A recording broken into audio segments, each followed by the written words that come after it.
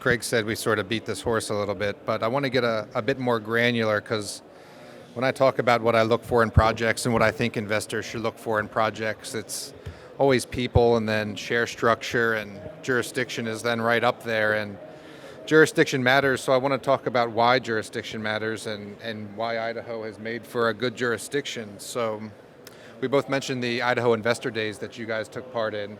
About 10 companies or so took a road show with the governor, and I had never really heard of anything like that. I'm not sure if there's precedent for that or not, but I wanted you each to sort of share your experiences with that. You know, we've said it's happened, but I want to know, you know, when the governor got up and talked, what did he say? What was the mention? What was the message he conveyed?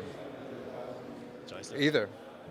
Sure, I'll start. So yes, the governor of Idaho accompanied us with 10 companies involved in the whole diversity of the mining sector, from silver to phosphate to gold and exploration companies, cobalt, etc. And the key message he delivered was that, you know, Idaho is a state that is pro-business, and it doesn't. I think one of the things that really resonated with people is they attract business not by offering financial incentives, but by being the best place to work long term. And so they attracted, you know, the example you used was a yogurt factory, the biggest one in the United States. And lots of states were offering financial incentives, but Idaho said, look, we will deliver, we will get you your permits on time when you need them, and we guarantee that. And they made the decision to build that factory there. And I think it was a really telling message that it wasn't just bribing people to come. It was saying, hey, this is a really long-term, stable place to work. And, you know, it is unique. I'm not aware of another governor having made a mining-focused road trip inside Canada or in the United States. And I think it was, you know, a pretty telling statement that they are open for business. Sure, I'll just add that definitely that was the message from Governor Otter, that Idaho is open for business. And this is something that's gone on for a long time in Idaho. A lot of people don't know this, but in addition to mining, there's things like forestry is huge. Potlatch is a big part of the economy in Idaho. Large semiconductor companies are based in Boise, Idaho. The tech industry is very big. Idaho National Labs, based close to where Kilgore is, was where the civil nuclear reactor technology was developed. So there's a heck of a lot going on in Idaho, and the clear message from Governor Otter was that, look, we are absolutely open for business. And it was, as Nick said, it was very refreshing to hear a government official, an elected official, stand up and make that kind of a bold statement, particularly about the mining industry specifically, which in some states is definitely a no-go kind of conversation. Mm-hmm. Very, very supportive of this in Idaho. And I just add that I was talking to Stephen this morning, and many states yesterday in the United States held some primary elections, and we know that mining projects take time, right? Years to explore and develop and permit and then get into production. And he just told me this morning that Butch Otter's lieutenant governor has won the nomination to run for governor, and so it seems like, you know, the lieutenant governor is right on track and has the same ideology as Butch Otter. So it seems there's going to be some longevity to that policy. You don't have to comment unless you want to, but I just think it's important that that support is going to continue. It gives some runway for investors to know that the climate is not going to change. And so I guess what I want to ask is, can you give me some examples? We talked about the joint resolution, but I read an interview that you did, Craig, with my partner Gerardo, and you said that Idaho is really helping to limit the regulatory hurdles. You mentioned that you're just about to get approved for a big drilling campaign. And Stephen, I've heard you talk about some of the tax advantages. I was wondering if each of you could give some specific examples of how the legislative body or how the Idaho policy has benefited your projects individually.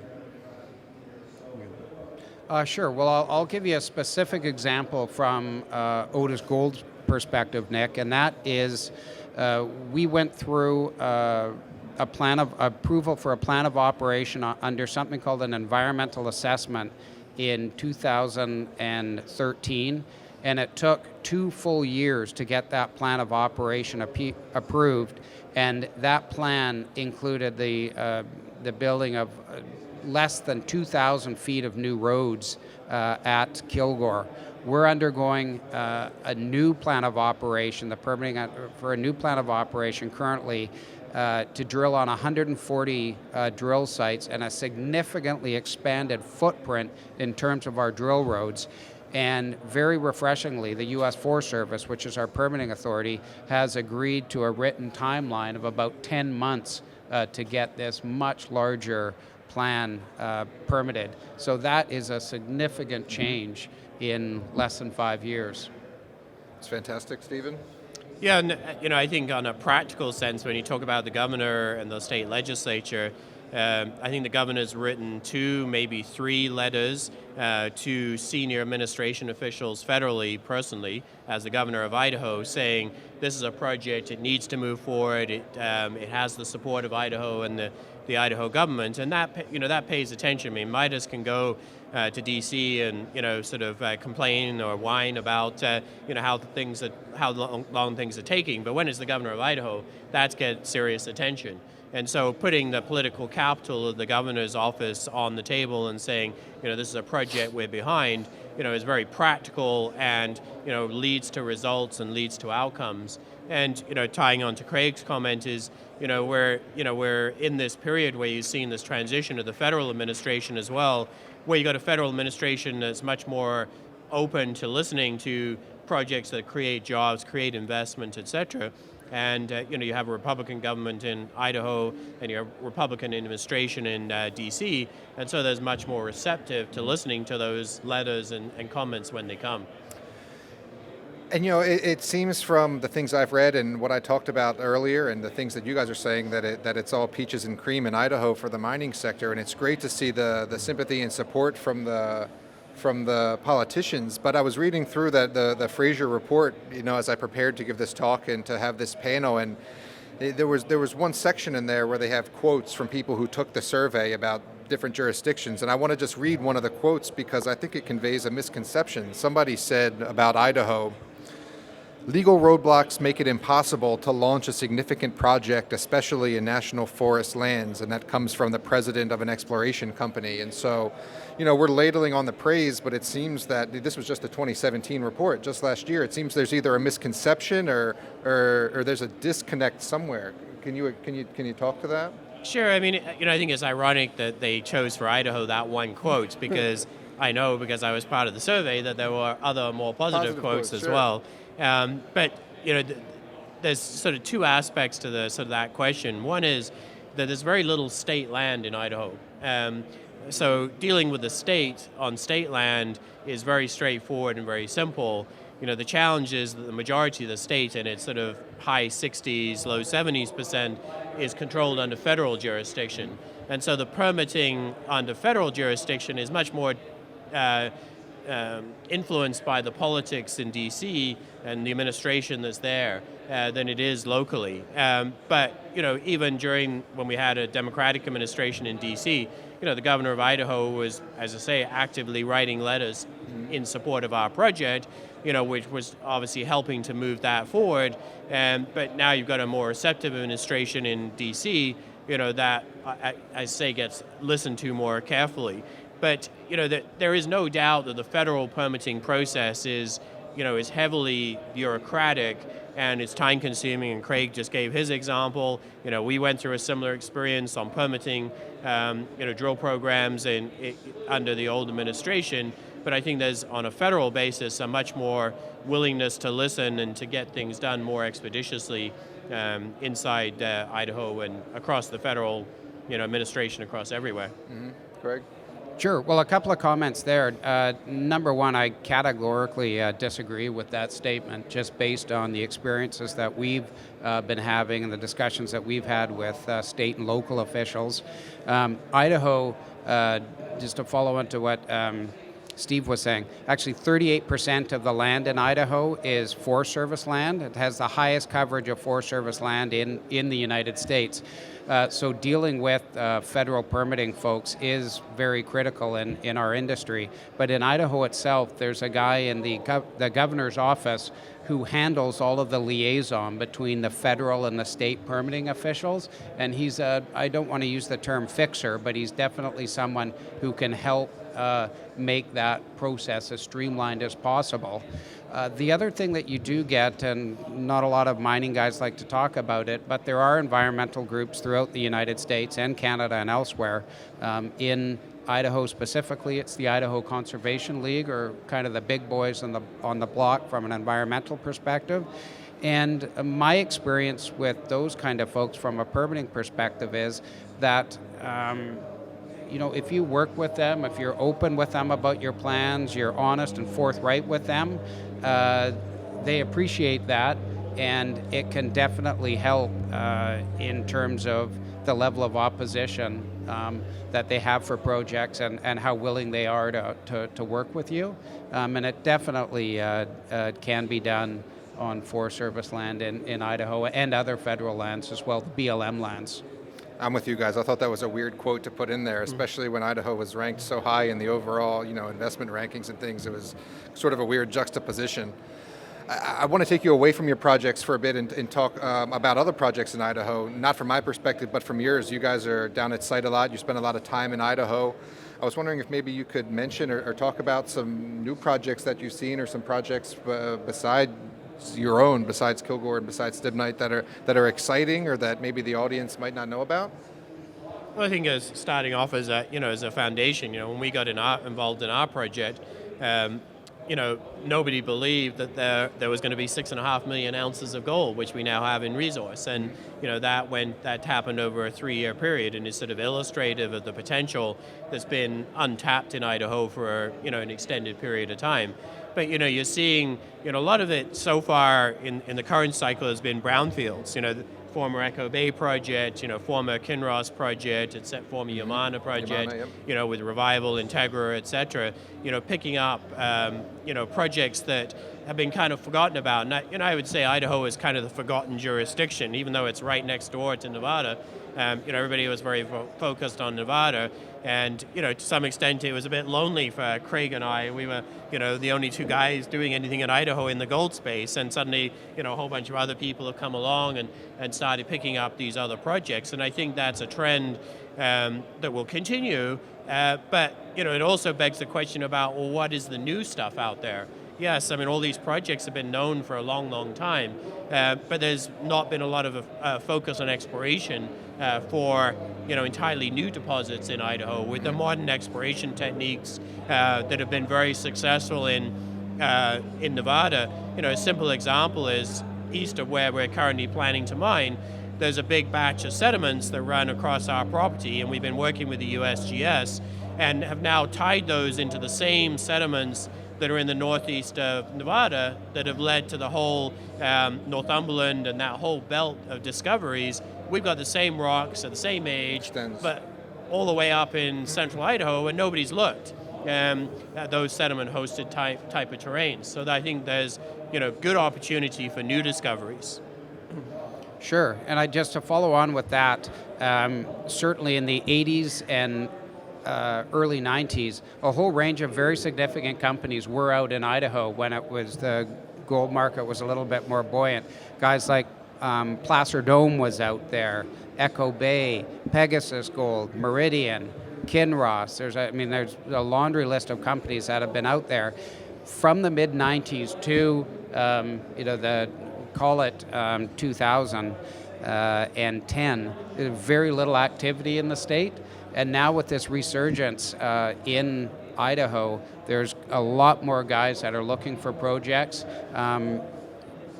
A place like Nevada, which has been very, very popular from an exploration perspective, some people consider it to be, there's still a lot, don't get me wrong, there's lots of exploration potential, but it's a lot more competitive, a little bit more picked over. Idaho is seen as having a whole bunch of greenfield exploration potential. You look at our style of deposit, these volcanic-hosted epithermal systems, there's a whole string of calderas between the northern part of Nevada and our Kilgore project. There's probably, 10 or 12 calderas that have haven't had anything done on them in years, and there's been speculation that there is going to be mineralization associated with those calderas. The work just has never been done. So yeah, I think there's going to be a real renaissance of greenfield exploration in Idaho going forward. Does Otis have any ambitions on that front? Does Otis have any ambitions on that front? We're always snooping around. I mean, I don't want to, I have to play my cards a little bit close to my chest, but we've been expanding our footprint at Kilgore. We've just been staking claims at our Oakley project, and that's really been our focus. But we certainly entertain more greenfield ideas all the time and are looking at opportunities. So we all three of us have alluded to it, but I know they're recording this and it's going to go on the internet, so I think we should spend a bit of time discussing the heavy hitters, the established mining financiers and companies that have come into the area, because I think that really gives an extra level of validity and a stamp of approval on it. So I'm going to read the list that Stephen even added to last night in our email exchange. Agnico Eagle, Franco-Nevada, Teck, Barrick, Orion Mine Finance, Resource Capital Funds, Paulson & Co., Osisko. Can you talk about maybe, I don't want to say what these guys see that attracted them to the area, because that's what they've been covering, that's what we've been covering, but sort of maybe why they're excited about Idaho, and if you see more big investment coming? Yeah, I can talk from our perspective. We had Teck invest, Franco-Nevada, Paulson, and now Barrick. And, just using the Franco example, when they were doing the due diligence for the royalty, they spent a serious amount of time on due diligence, on the asset, of course, but there's lots of jurisdictions where there are good assets. But really the question was, because the only way Franco gets any money back from that payment they gave us is it goes into production and they get a royalty. And so they spent a lot of time on the permittability of the project. And they met with the lieutenant governor. Paulson did the same thing. I organized a lunch with the lieutenant governor, talking about Idaho. They did their due diligence. They talked to the regulators. They met with the regulators, and so on. And so I think it's, it comes back to the conversation we've just been having, about the jurisdiction. Is they really, Idaho wasn't on the list.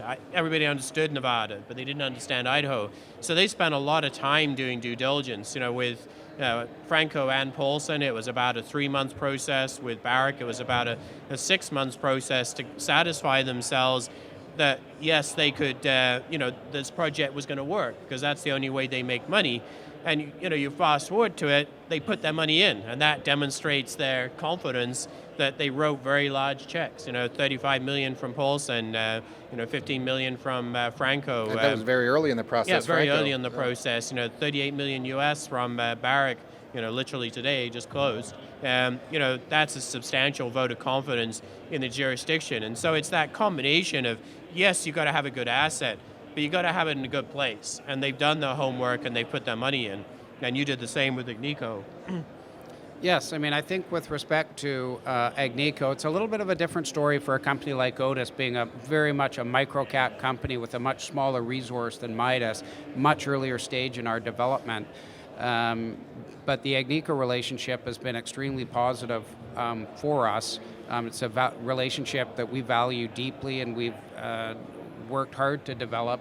They've been great partners for us, not just money, but technical expertise, some ideas, encouraging us to think bigger about our deposit, has been a great part of their investment in our company.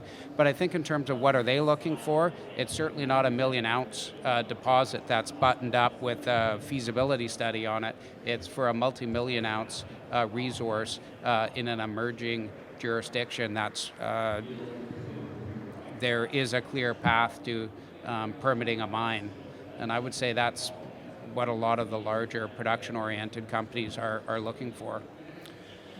We're just about out of time, less than 2 minutes remaining. I want to give you each a minute to recap your company, your projects, why investors should be excited about it, what's your ticker, your website, your booth, those things. Sure. So Midas Gold, we've got the Stibnite Gold Project in Idaho, has a 6.6 million ounce resource, 4.6 million ounce reserve, pre-feasibility study done, working on a feasibility study by the end of this year. We're about halfway through the permitting process towards production of a 340,000 ounce a year mine that should be permitted by around the end of next year.